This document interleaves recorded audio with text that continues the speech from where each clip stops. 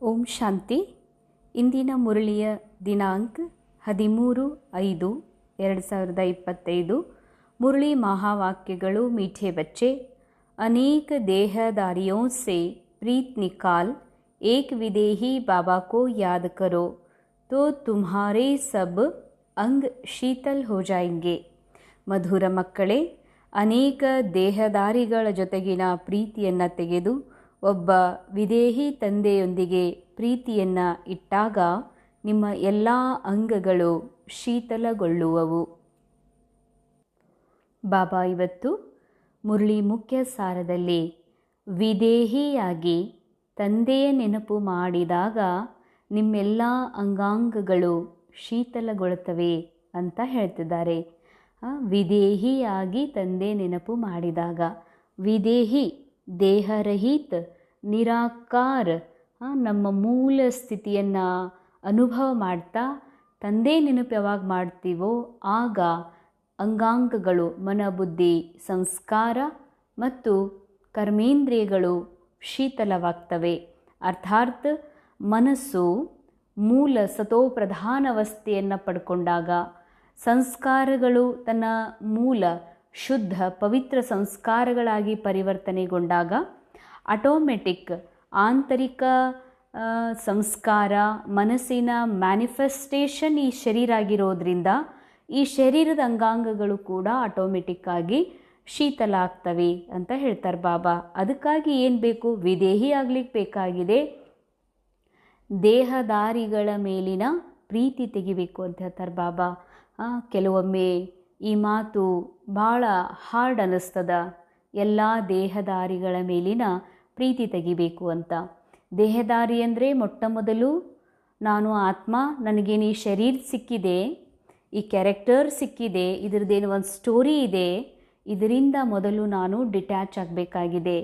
ಯಾವಾಗ ಈ ಸ್ಟೋರಿಯಿಂದ ಡಿಟ್ಯಾಚ್ ಆಗ್ತೀನಿ ಆಗ ಇದ್ರ ಜೊತೆಗೆ ಕನೆಕ್ಟ್ ಆಗಿರುವಂಥ ಎಲ್ಲ ಸ್ಟೋರಿಯಿಂದಲೂ ಕೂಡ ಎಲ್ಲ ಕ್ಯಾರೆಕ್ಟರ್, ರೋಲ್, ದೇಹದಾರಿಗಳ ಎಲ್ಲ ಅವರ ನಾಮ ರೂಪ, ಕಾಕ ಮಾಮ ಚಾಚಾ, ಅಮ್ಮ ಅಪ್ಪ, ತಮ್ಮ ತಂಗಿ, ಪತಿ ಪತ್ನಿ ಅಂತ ಏನು ದೇಹದಾರಿಗಳ ಮೇಲೆ ನಮ್ಮದು ಪ್ರೀತಿ ಇದೆ, ಭರವಸೆ ಇದೆ, ಆಶಾ ಇದೆ. ಯಾಕಿದೆ ಅಂದರೆ ನಾವು ಅವರೆಲ್ಲ ಸತ್ಯ ಅಂತ ತಿಳ್ಕೊಂಡಿದ್ದೀವಿ.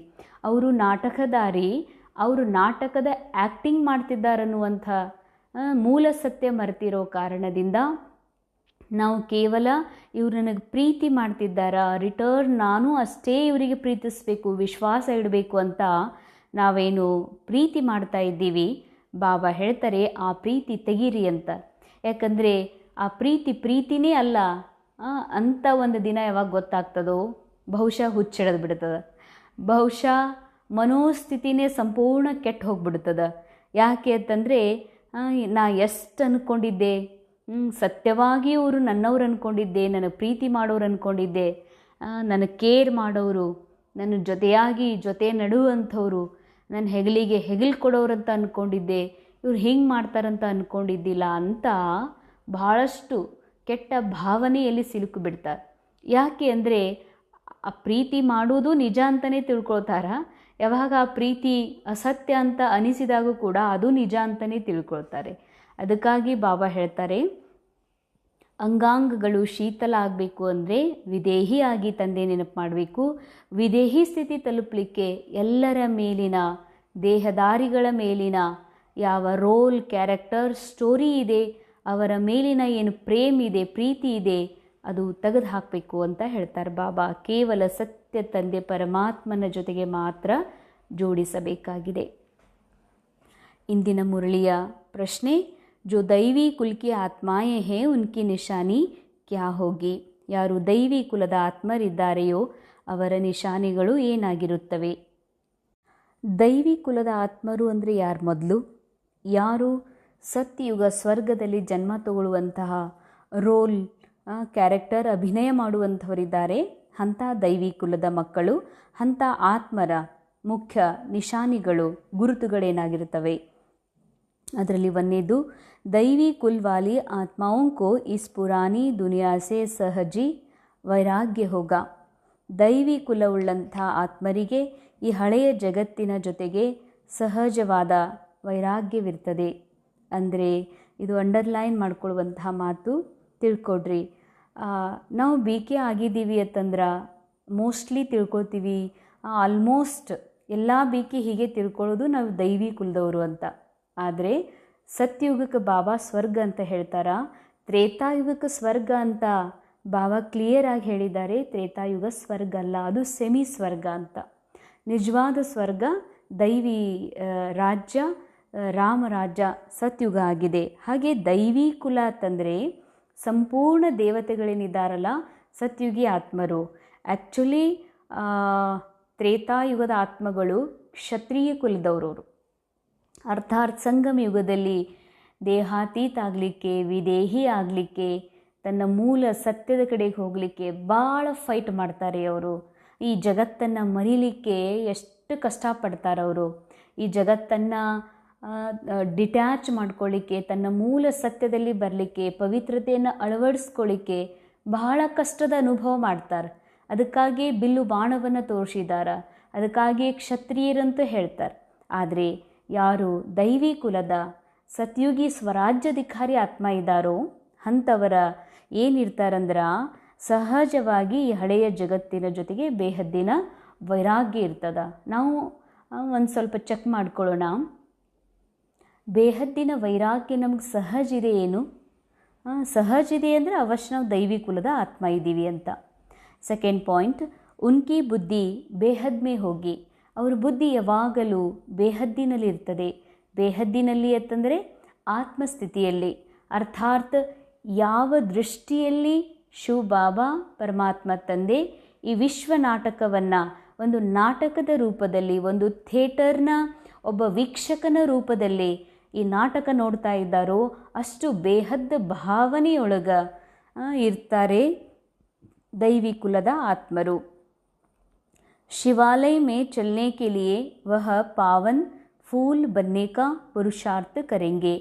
ಶಿವಾಲಯದಲ್ಲಿ ಹೋಗೋದಕ್ಕಾಗಿ, ಪಾವನ ಹೂಗಳಾಗೋದಕ್ಕಾಗಿ ಪುರುಷಾರ್ಥ ಮಾಡ್ತಿರ್ತಾರೆ. ಅಂದರೆ ಶಿವಾಲಯ ಅಂತಂದರೆ ಶಿವನ ಹೃದಯದಲ್ಲಿ ಅನುಭವ ಮಾಡೋದಕ್ಕಾಗಿ ಸದಾ ಈ ದೇಹಭಾನದಿಂದ ಪರೆ ತಮ್ಮ ಮೂಲ ಸತ್ಯ ಆತ್ಮಸ್ಥಿತಿಯಲ್ಲಿ ಸ್ಥಿತ ಆಗುವಂತಹ, ಪಾವನ ಆಗುವ, ಅರ್ಥಾತ್ ಈ ಜಗತ್ತಿನಿಂದ ಡಿಟ್ಯಾಚ್ ತನ್ನ ಆತ್ಮದ ಸತ್ಯದಲ್ಲಿ ಸ್ಥಿತ ಆಗುವಂತಹ ಪುರುಷಾರ್ಥ ಮಾಡ್ತಿರ್ತಾರೆ. ಮೂರನೇ ಪಾಯಿಂಟ್, ಕೋಯಿ ಅಸುರಿ ಚಲನ್ ನಹಿ ಚಲೆಂಗೆ. ಯಾವುದೇ ಅಸುರಿ ಚಲನೆ ಅವರಿಂದ ಆಗೋದಿಲ್ಲ. ತಿಳ್ಕೊಡ್ರಿ, ದೈವಿ ಕುಲದಲ್ಲಿ ಬಂದ ಮೇಲೆ ಅಥವಾ ಬೀಕೆ ಆದಮೇಲೆನೂ ಕೂಡ ಎಷ್ಟೋ ಬಾರಿ ನಾವು ಮುನಿಸ್ಕೊಳ್ತೀವಿ, ಬೇಜಾರು ಮಾಡ್ಕೊಳ್ತೀವಿ, ಅಥವಾ ಕ್ಯಾರೆಕ್ಟರ್ ಒಳಗೆ, ನಮ್ಮ ಕ್ಯಾರೆಕ್ಟರ್ ಒಳಗೆ ಅನೇಕ ರೀತಿ ಜೋರಾಗಿ ಮಾತಾಡ್ತೀವಿ, ಬೇಜಾರು ಮಾಡ್ಕೊಳ್ತೀವಿ, ದುಃಖಿ ಆಗ್ತೀವಿ, ಅಳ್ತಾ ಇರ್ತಿರ್ತೀವಿ.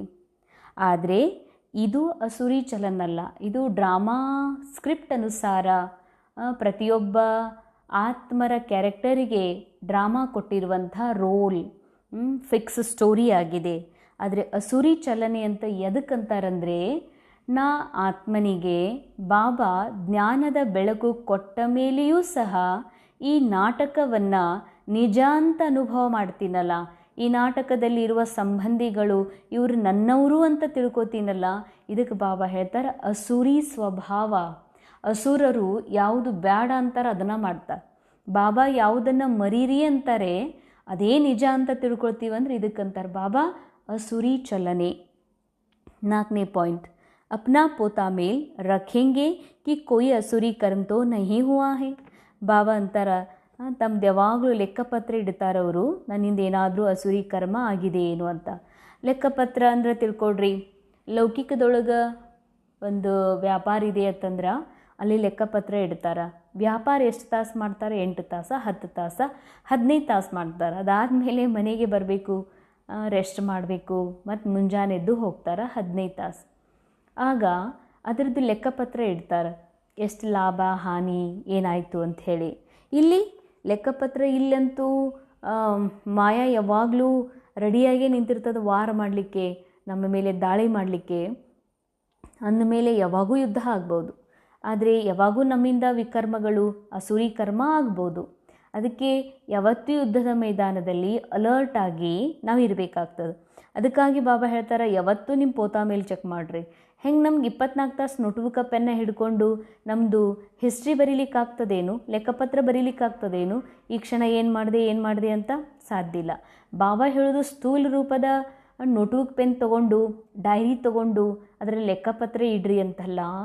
ಪ್ರತಿ ಕ್ಷಣ ಕುಂತು ನಿಂತರು ಎದ್ರು, ಪೇಸ್ಟ್ ಹಚ್ಕೊಳ್ಳುವಾಗ, ಬ್ರಷ್ ಮಾಡುವಾಗ,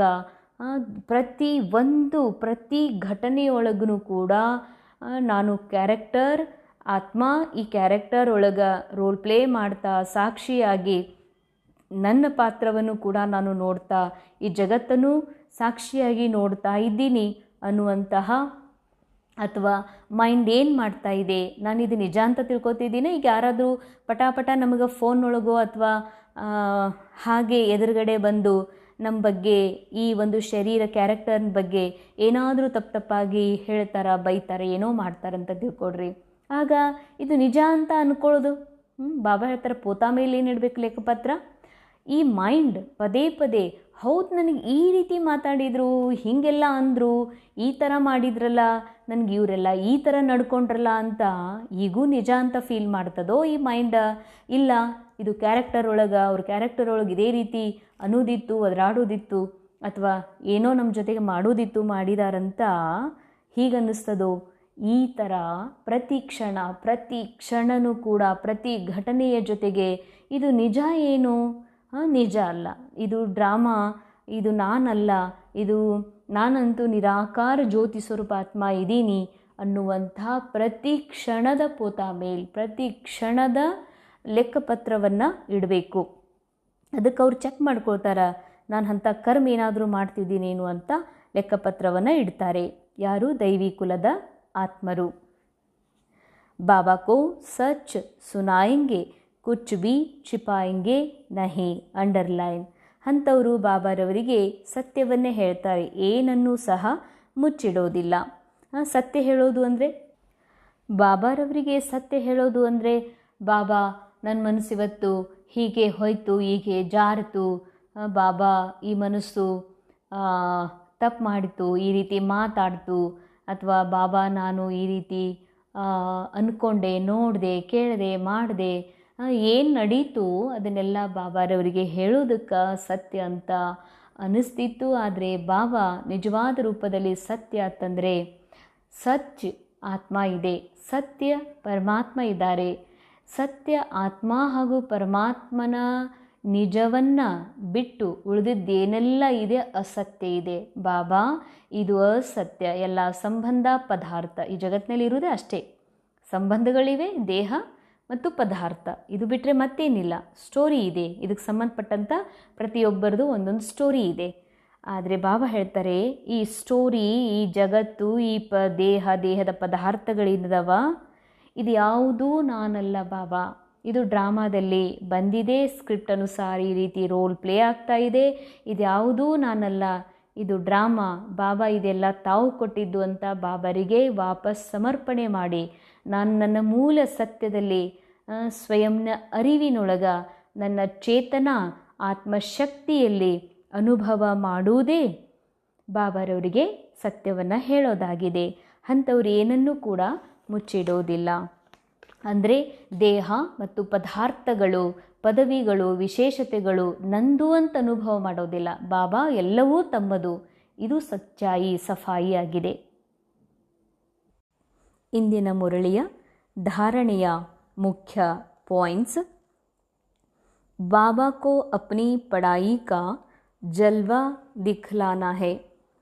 ತಂದೆಗೆ ಈ ವಿದ್ಯೆಯ ಒಂದು ಪ್ರತಿರೂಪವನ್ನು ಬಾಬಾರವರಿಗೆ, ಬಾಬಾ ಪರಮಾತ್ಮ ತಂದೆಯಾಗಿ ನಮಗಿಷ್ಟೊಂದು ಶ್ರೇಷ್ಠ ವಿದ್ಯೆಯನ್ನು ಓದಿಸಿದಾರಂದ್ರೆ, ಆ ವಿದ್ಯೆಯನ್ನು ಓದಿ ಅದರ ಪ್ರತಿಯಾಗಿ ಶೌರ್ಯವನ್ನು ತೋರಿಸ್ಬೇಕಾಗಿದೆ. ಲೌಕಿಕದಲ್ಲಿ ಅಪ್ಪ ಅಮ್ಮ ಬಹಳಷ್ಟು ವಿದ್ಯೆ ಓದಿಸ್ತಾರೆ, ಬಹಳಷ್ಟು ಖರ್ಚು ಮಾಡ್ತಾರತ್ತಂದ್ರೆ, ಅದಕ್ಕೆ ಅವ್ರು ಏನು ತೋರಿಸ್ತಾರಂದ್ರೆ ಮಾರ್ಕ್ಸ್ ಪಡೆದು ಅಂಕಗಳನ್ನು ಪಡ್ಕೊಂಡು ತೋರಿಸ್ತಾರೆ, ಮತ್ತು ನೌಕರಿ ಮಾಡಿ ತೋರಿಸ್ತಾರೆ. ಆಗ ಓದಿಸಿರುವಂಥ ತಂದೆ ತಾಯಿಗೂ ಕೂಡ ಬಹಳ ಖುಷಿ ಆಗ್ತದೆ, ಸಮಾಜಕ್ಕೆ, ಅವರ ಶಿಕ್ಷಕರಿಗೆ ಭಾಳ ಹೆಮ್ಮೆ ಅನ್ನಿಸ್ತದೆ. ಹಂಗೆ ಬಾಬಾ ಹೇಳ್ತಾರೆ, ಇಲ್ಲಿ ಯಾರು ಓದಿಸ್ತಾರ? ಭಗವಂತನೇ ಓದಿಸ್ತಾರಂತಂದಮೇಲೆ ಸಾಧಾರಣ ಟೀಚರ್ ಓದಿಸಿದ್ರೆ ಇವತ್ತು ಫಸ್ಟ್ ರ್ಯಾಂಕ್ ಬರ್ತಾರ, ಏನೆಲ್ಲ ಸಾಧನೆ ಮಾಡ್ತಾರ, ಎಂತಹ ಹುದ್ದೆಗಳನ್ನು ಪ್ರಾಪ್ತ ಮಾಡ್ಕೋತಾರ. ಮನುಷ್ಯರು ಓದಿಸಿದ್ರೆ ಭಗವಂತ ಓದಿಸ್ತಾರಂದ್ರೆ ನಾವು ಏನಾದರೂ ಆಗಿ ತೋರಿಸ್ಬೇಕಾಗಿದೆಯಲ್ಲ, ಆ ಒಂದು ಶೌರ್ಯವನ್ನು, ಆ ಸಾಹಸವನ್ನು ಮಾಡಿ ತೋರಿಸ್ಬೇಕಾಗಿದೆ ಅಂತಾರೆ ಬಾಬಾ. ಭಾರತ್ ಕೋ ಸ್ವರ್ಗ ಬನಾನೆ ಕೆ ದಂಧೆ ಮೇ ಲಗ್ ಜಾನಾ ಹೇ. ಬಾಬಾ ಅಂತಾರ, ಈ ಭಾರತ ಸ್ವರ್ಗ ಮಾಡುವಂಥ ದಂಧಾದಲ್ಲಿ ತೊಡಗಬೇಕು. ಇದೊಂದು ವ್ಯಾಪಾರ, ಇದು ಕೂಡ ಒಂದು ದಂಧಾನೇ ಆಗಿದೆ. ಇದ್ರ ಪೇಮೆಂಟ್ ಬಾಬಾ ಕೊಡ್ತಾರೆ. ಈ ಸಮಯದಲ್ಲಿ ಪೇಮೆಂಟ್ ಒಂದಿದೆ, ಇನ್ನೊಂದಿದೆ ಭವಿಷ್ಯದಲ್ಲಿ ಪೇಮೆಂಟ್. ಈ ಪ್ರೆಸೆಂಟ್ ಟೈಮ್ನ ಪೇಮೆಂಟ್ ಆಗಿದೆ ಆತ್ಮಸ್ಥಿತಿಗೆ ಸಪೋರ್ಟ್, ದುವಾ, ಆಶೀರ್ವಾದ, ಖುಷಿ, ಶಕ್ತಿ ನಮಗೆ ಬಾಬಾರವರಿಂದ ಸಿಗ್ತದೆ. ಅದಕ್ಕೆ ಭಾರತವನ್ನು ಸ್ವರ್ಗ ಮಾಡೋದು ಅಂದರೆ ಭಾರತ ಸ್ವರ್ಗ. ಭಾರತ ಅಂದ್ರೇನು? ಆ ಸಮಯದಲ್ಲಿ ಎಲ್ಲ ಆತ್ಮಗಳು ತಮ್ಮ ಮೂಲ ಜಾಗೃತ ಅವಸ್ಥೆಯೊಳಗಿದ್ರು, ಅದಕ್ಕೆ ಭಾರತ ಅಂತ ಹೇಳ್ತದೆ. ಆ ಭಾರತವನ್ನು ಮತ್ತೆ ಸ್ವರ್ಗ ಮಾಡೋದು ಅರ್ಥಾತ್ ಸ್ವರ್ಗದ ದೃಷ್ಟಿಕೋನ ನಂದು ಬೆಳೆಸ್ಕೊಳ್ಳೋದು. ನನ್ನ ಕಲಿಯುಗದೊಳಗೆ ನನ್ನ ರೋಲ್ ಜೊತೆಗೆ ಯಾರು ಏನೇ ಯಾವುದೇ ರೀತಿ ನಡ್ಕೊಳ್ಳಿ, ಆದರೆ ನನಗೆ ಮಾತ್ರ ಅವರೊಳಗಿನ ಸತೋಪ್ರಧಾನ ಆತ್ಮಸ್ಮೃತಿಯೇ ಬರಬೇಕು. ಇದಕ್ಕಂತಾರೆ ಬಾಬಾ ಸ್ವರ್ಗ ಮಾಡುವಂತಹ ದಂಧ. ಈ ದಂಧದಲ್ಲಿ ತೊಡಗಬೇಕು. ಪೆಹಲೆ ಅಪ್ನಿ ಉನ್ನತಿ ಕಾ ಖ್ಯಾಲ್ ಕರ್ನಾ ಹೇ. ಮೊಟ್ಟ ಮೊದಲು ಅಂಡರ್ಲೈನ್. ಬರೀ ಹೀಗಲ್ಲ, ಇನ್ನೊಬ್ಬರಿಗೆ ಕೋರ್ಸ್ ಕೊಟ್ಟೆ, ಇನ್ನೊಬ್ಬರಿಗೆ ಸಂದೇಶ ಕೊಟ್ಟೆ, ಸ್ಟೂಡೆಂಟ್ ರೆಡಿ ಮಾಡಿದೆ, ನಮ್ಮೂರು ಬೆಳೆಸಿದ್ವಿ, ನಮ್ಮ ತಾಲೂಕು ಬೆಳೆಸಿದ್ವಿ, ಅನೇಕ ಸೇವೆಗಳನ್ನು ಮಾಡಿದ್ವಿ, ಯೂಟ್ಯೂಬ್ನಾಗ ಹಾಕಿದ್ವಿ ಅಥವಾ ಫೋಟೋ ಫ್ರೇಮ್ ಮಾಡಿದ್ವಿ. ಇಲ್ಲ, ಬಾಬಾ ಹೇಳ್ತಾರೆ ಮೊದಲು ನಿಮ್ಮ ಆತ್ಮ ಉನ್ನತಿಯ ಬಗ್ಗೆ ವಿಚಾರ ಮಾಡಿರಿ. ಯಾಕಂದರೆ ಆತ್ಮ ಉನ್ನತಿ ಇಲ್ಲದೆ ಸೇವಾ ಸಫಲ ಆಗಲಿಕ್ಕೆ, ಯಶಸ್ವಿ ಆಗ್ಲಿಕ್ಕೆ ಸಾಧ್ಯನೇ ಇಲ್ಲ. ಅದಕ್ಕೆ ಬಾಬಾ ಹೇಳ್ತಾರೆ ಕ್ಷೀರಖಂಡಾಗಿ ನಡೀರಿ ಅಂತ. ಇದು ಈಶ್ವರೀಯ ವಿಶ್ವವಿದ್ಯಾಲಯ ಇದೆ. ಬಾಬಾ ಮೊನ್ನೆನೂ ಹೇಳಿದರು, ಬಾಬಾ ಇಂಥ ವಿದ್ಯೆ ಓದಿಸ್ಲಿಕ್ಕೆ ಬಂದಿದ್ದಾರೆ. ಹುಲಿ, ಆಕಳ ಎಲ್ಲನೂ ಭಾಳ ಪ್ರೇಮದಿಂದ ಇರುವಂಥ ಜಗತ್ತಿದು. ಅಂದಮೇಲೆ ಅಂಥ ಜಗತ್ತು ಸ್ಥಾಪನೆ ಆಗ್ತದದ್ರ ಸ್ಥಾಪನೆ ಮಾಡುವಂಥವ್ರು ನಾವು ಹೆಂಗಿರಬೇಕು ಅಂತ. ಅದಕ್ಕೆ ಈ ಸಮಯದಲ್ಲಿ ಕ್ಷೀರಖಂಡಾಗಿ ಪರಸ್ಪರ ನಾವು ಹಾಲು ಸಕ್ಕರೆ ಹೆಂಗಿರಬೇಕು. ಸೆಕೆಂಡ್ ಪಾಯಿಂಟ್, ಕೋಯಿ ಭೂಲ್ ಹೋ ತೋ ಬಾಬಾ ಸೆ ಕ್ಷಮಾ ಲೇಕರ್ ಸ್ವಯಂ ಕೋ ಸುಧಾರ್ನಾ ಹೇ. ಮಕ್ಕಳೊಳಗೆ ಅನೇಕ ತಪ್ಪಾಗ್ತಾ ಇರ್ತಾವೆ. ಆದರೆ ಬಾಬಾ ಹೇಳ್ತಾರೆ ತಪ್ಪಾಯಿತು ಅಂತ ಅದಕ್ಕೆ ಕಾರಣಗಳನ್ನು, ನೆಪಗಳನ್ನು ಹುಡುಕ್ತಾ ಇವರಿಂದನೇ ಆಯಿತು, ಇವರಿಂದ ಆಯಿತು, ಇವ್ರ ಕಾರಣ ಅಂತ ಅಂದ್ಕೊಂಡ್ವಿ ಅಂದರೆ ನಮ್ಮಿಂದ ಮತ್ತೆ ತಪ್ಪುಗಳಾಗ್ತವ. ತಪ್ಪುಗಳು ಮಾಡುವಂಥ ಸಂಸ್ಕಾರಗಳು ಬೆಳೆದು ಬಿಡ್ತವೆ. ಎಂದೂ ತಪ್ಪಿನ ಅರಿವೇ ಆಗೋದಿಲ್ಲ. ಅದಕ್ಕೆ ಬಾಬಾ ಹೇಳ್ತಾರೆ ತಪ್ಪಾಯ್ತಿಲು ತುರಂತ ಬಾಬಾ ಕ್ಷಮಾ ಕೇಳ್ರಿ. ತಪ್ಪೇನು? ಈ ನಾಟಕದೊಳಗೆ ಯಾರಾದರೂ ನನಗೊಂದು ಏನಾದರೂ ಮಾತಂದ್ರೆ ಅದು ನಿಜ ಅಂತ ತಿಳ್ಕೊತೀನತ್ತಂದ್ರೆ ಇದು ತಪ್ಪನೇ. ಈ ನಾಟಕದೊಳಗೆ ಯಾರಾದರೂ ನನ್ನ ಭಾಳ ಕೇರ್ ಮಾಡ್ತಾರೆ, ಚಹಾ ಕುಡಿ ಅಂತಾರೆ, ಊಟ ಮಾಡುವ ಅಂತಾರೆ, ಭಾಳ ಪ್ರೀತಿ ಮಾಡ್ತಾರೆ. ಹೌದು, ಇವ್ರು ನಾನು ಭಾಳ ಪ್ರೀತಿ ಮಾಡೋರು ಅದಾರ ಅಂತ ನಾನು ಏನಾದರೂ ಮೈಂಡ್ ಒಳಗೆ ಸ್ವೀಕಾರ ಮಾಡಿದರೆ ಅದಕ್ಕಂತಾರ ತಪ್ಪು ಮಾಡೋದು ಅಂತ. ಯಾಕಂದರೆ ನಾಟಕದ ಪಾತ್ರಧಾರಿಗಳನ್ನು ನಾಟಕದ ರೂಪದಲ್ಲಿ ನೋಡಬೇಕೇ ಹೊರತಾಗಿ ಇಲ್ಲಿ ನನ್ನವರು ಇದನ್ನು ಸತ್ಯ ಅಂತ ತಿಳ್ಕೊಂಡ್ವಿ ಅಂತಂದರೆ ನಾವು ಅಂತಿಮದಲ್ಲಿ ಭಾಳ ಪಶ್ಚಾತ್ತಾಪ ಪಡಬೇಕಾಗ್ತದೆ. ಬಾಬಾ ಇದಕ್ಕನೇ ತಪ್ಪು ಅಂತ ಹೇಳ್ತಾರೆ. ಏನು ತಪ್ಪು ಮಾಡ್ತೀರಲ್ಲ, ಸ್ವಯಂ ನಿಮಗೆ ನೀವು ಮೊದಲು ಸುಧಾರಣೆ ಮಾಡಿಕೊಡ್ರಿ. ನನಗೆ ಯಾಕೆ ಇಂಥ ವಿಚಾರ ಬಂತು, ಯಾಕೆ ನಾ ಇದು ನಿಜ ಅಂತ ತಿಳ್ಕೊಂಡೆ ಅಂತ. ಬಾಬಾ ಕೃಪಾನೇ ಹೀ ಕರ್ತೆ. ಬಾಬಾ ಕ್ಷಮಾ ಮಾಡ್ರಿ ಅಂದ ತಕ್ಷಣ ಬಾಬಾ ಕ್ಷಮೆ ಮಾಡೋದಿಲ್ಲ. ಬಾಬಾ ಕಿ ಯಾದ್ ಸೆ ವಿಕರ್ಮ ಕಾಟನೆ ಹೇ, ನಿಂದಾ ಕರಾನೆ ವಾಲಾ ಕೋಯಿ ಕರ್ಮನೆ ಹಿ ಕರ್ನಾ ಹೇ. ನಮ್ಮ ನಿಂದನೆ ಆಗುವಂತಹ, ಬಾಬಾರ ಹೆಸರು ಕೆಡುವಂತಹ ಯಾವ ಕರ್ಮವನ್ನು ಮಾಡಬೇಡ್ರಿ. ಬಾಬಾ ಕೃಪಾ ಕೇಳೋದ್ರಿಂದ ಏನೂ ಸಿಗೋದಿಲ್ಲ. ವಿಕರ್ಮ ವಿನಾಶ ಮಾಡ್ಕೊಳ್ಬೇಕು ಅಂತಂದರೆ ತಂದೆ ನೆನಪನ್ನು ಮಾಡಬೇಕಾಗಿದೆ. वरदान, नॉलेजफुल की विशेषता द्वारा संस्कारों के टक्कर से बचने वाले कमल पुष्प समान न्यारे व साक्षी भव.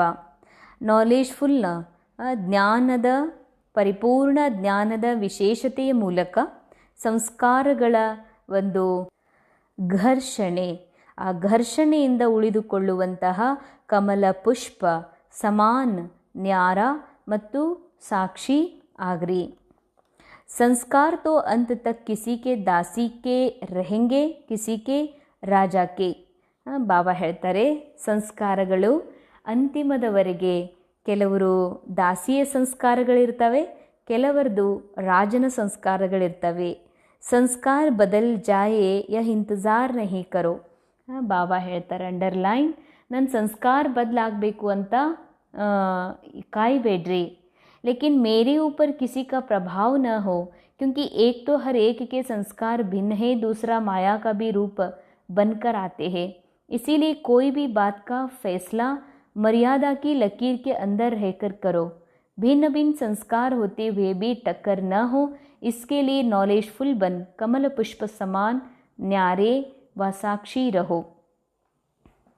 ಭಾಳ ಭಾಳ ಗುಹ್ಯ ಆಗಿರುವಂತಹ ವರದಾನ ಹಾಗೂ ವರದಾನದ ವಿಸ್ತಾರವನ್ನು ಬಾಬಾ ಇವತ್ತು ಮಕ್ಕಳಿಗೆ ಸಮಯ ಅನುಸಾರ ಬರುವ ಪರಿಸ್ಥಿತಿ ಸಂದರ್ಭಗಳು, ನಾಟಕದಲ್ಲಿ ಅನೇಕ ವಿಭಿನ್ನ ಪರೀಕ್ಷೆಗಳು, ಘಟನೆಗಳು ಅಥವಾ ಏನೆಲ್ಲ ವಿಚಿತ್ರ ಲೀಲಾ ನಡೀತಾ ಇದೆ, ಇದರೊಳಗೆ ಕೆಲವ್ರದ್ದು ಇನ್ನೂ ದಾಸಿ ಸಂಸ್ಕಾರ ಇರ್ತಾವೆ ಕೊನೆಯವರೆಗೆ, ಕೆಲವರು ರಾಜನ ಸಂಸ್ಕಾರ. ಅಂದರೆ ದಾಸಿ ಸಂಸ್ಕಾರ ಅಂದರೆ ಅಳ್ತೀನಿ ಅಂದ್ರೆ ಪ್ರಭಾವಿತ ಆಗ್ತೀನಿ, ಸೆಟ್ಗೋತೀನಿ ಅಂದ್ರೆ ನಾನು ಪ್ರಭಾವಿತ ಆಗ್ತೀನಿ, ಮನಸ್ಸಿಗೆ ಹಚ್ಕೋತೀನಿ ಅಂದ್ರೆ ನಾನು ಪ್ರಭಾವಿತ ಅಂತ ದಾಸ್ ಆಗ್ತೀನಿ.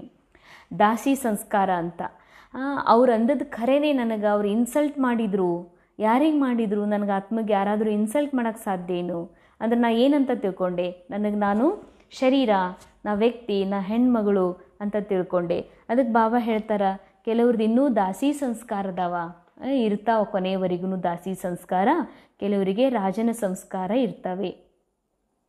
ಸಂಸ್ಕಾರ ಬದಲಾಗಬೇಕಂತ ಕಾಯಬೇಡ್ರಿ ಅಂತಾರೆ ಬಾಬಾ. ಆದರೆ ನನ್ನ ಮೇಲೆ ಬೇರೆಯವರು ಪ್ರಭಾವ ಆಗಬಾರ್ದು.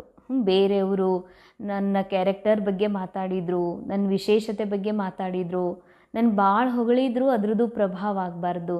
ಯಾರೋ ನನಗೆ ಬಗ್ಗೆ ಭಾಳ ಡಿಫೇಮ್ ಮಾಡ್ತಾರ, ನನ್ನ ಹೆಸರು ಕೆಡಿಸ್ತಾರ, ಅಥವಾ ನನ್ನ ಬಗ್ಗೆ ಏನು ಬೇಕಾದರೂ ಮಾತಾಡ್ತಾರತ್ತಂದ್ರೆ ಬಾಬಾ ಹೇಳ್ತಾರೆ ಅದ್ರ ಪ್ರಭಾವ ಆಗಬಾರ್ದು. ಯಾಕೆ ಅಂದರೆ ಜ್ಞಾನಿ ಆತ್ಮನಾದ ನನಗೆ, ಅದಕ್ಕೆ ಬಾಬಾ ವರದಾನ ಕೊಟ್ಟಿದ್ದಾರೆ ನಾಲೇಜ್ಫುಲ್ನ ವಿಶೇಷತೆಯ ಮೂಲಕ.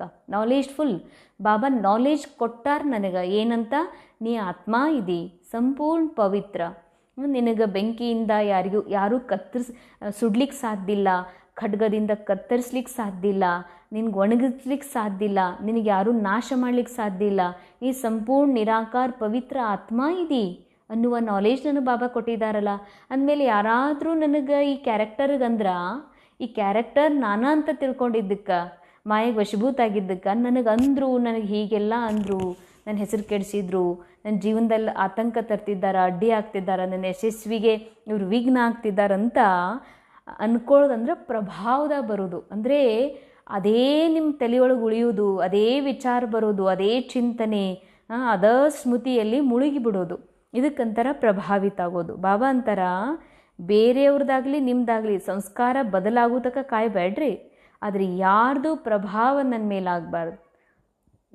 ಬೇರೆಯವ್ರು ತಪ್ಪು ಮಾಡಿದರು ಅಂತ ಅದನ್ನು ನಾನು ತಲೆ ಕೆಡಿಸ್ಕೊಳ್ಳೋದು, ಬೇರೆಯವ್ರ ಕ್ಲಾಸಿಗೆ ಬರಲ್ಲ ಅಂತ ತಲೆ ಕೆಡಿಸ್ಕೊಳ್ಳೋದು, ಬೇರೆಯವ್ರು ಪುರುಷಾರ್ಥ ಮಾಡೋದಿಲ್ಲ ಅಂತ ತಲೆ ಕೆಡಿಸ್ಕೊಳ್ತೀನಿ. ಬಾಬಾ ಅಂತಾರ ಯಾರ ಪ್ರಭಾವದಲ್ಲಿ ಬರದೇ ಇರುವುದೇ, ಹಾಗೂ ಏಕ್ ತೋ ಏಕಕ್ಕೆ ಸಂಸ್ಕಾರ ಭಿನ್ನ ಹೇ. ಬಾಬಾ ಹೇಳ್ತಾರ ಒಂದಂತೂ ಪ್ರತಿಯೊಬ್ಬರದು ಸಂಸ್ಕಾರ ಏನಿದೆ ಭಿನ್ನ ಇದೆ. ನಂತರನೇ ನನ್ನ ಮಗಳು ರೊಟ್ಟಿ ಯಾಕೆ ಮಾಡೋದಿಲ್ಲ ಅಂದ್ರೆ ಹೆಂಗೆ ನಡೀತದ? ಆಕಿ ಸಂಸ್ಕಾರ, ಆಕಿನ ಸ್ಕಿಲ್, ಆಕಿನ ವಿಶೇಷತೆನೇ ಬೇರೆ ಅದಾವ. ನಂತರನೇ ಕ್ಲೀನ್ ಇಡು ಸಂಸ್ಕಾರ ಸೊಸಿಗೆ ಯಾಕಿಲ್ಲ, ನನ್ನಷ್ಟೇ ಬೇಗ ಹೇಳುವಂಥದ್ದು ಈ ಮಕ್ಕಳಿಗಿಲ್ಲ, ಸೊಸಿಗಿಲ್ಲ, ಇವಾಗಿನ ಜನ್ರೇಷನ್ಗಿಲ್ಲ. ನಮ್ಮ ಥರ ಹರಿದು ಬಟ್ಟೆ ಹೊಲಿದು ಹಾಕೊಳ್ತಿದ್ವಿ, ನಮಗೂ ಇವ್ರಂಗಿಲ್ಲ, ನಡೆಯೋದಿಲ್ಲ. ಬಾಬಾ ಹೇಳ್ತಾರ ಈ ವಿಶ್ವ ನಾಟಕದಲ್ಲಿ ಪ್ರತಿಯೊಬ್ಬರ ಸಂಸ್ಕಾರ ವಿಭಿನ್ನದ. ಹೀಗಾಗಿ ಮಾಯಾ ನಮಗೆ ಅದನ್ನು ಸರಿಪಡಿಸ್ಲಿಕ್ಕೆ ವಿಘ್ನ ಆಗ್ತದೆ.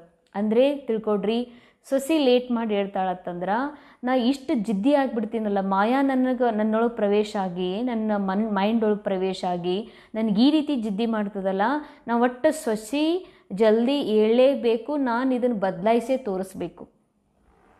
ಮಗಳು ಕೆಲವೊಂದು ಊಟ ಮಾಡೋದಿಲ್ಲ, ಕೆಲವೊಂದು ಅಕ್ಕಿ ಇಷ್ಟಪಡೋದಿಲ್ಲ, ನಾನು ಈಕಿಗೆ ತಿನಿಸೇ ತೋರಿಸ್ಬೇಕು, ನಾನು ನೋಡ್ತೀನಿ ಹೆಂಗೆ, ನಾನು ಉಣಿಸೇ ತೋರಿಸ್ಬೇಕು, ನಾನು ಹಿಂಗೆ ಮಾಡೇ ತೋರಿಸ್ಬೇಕು.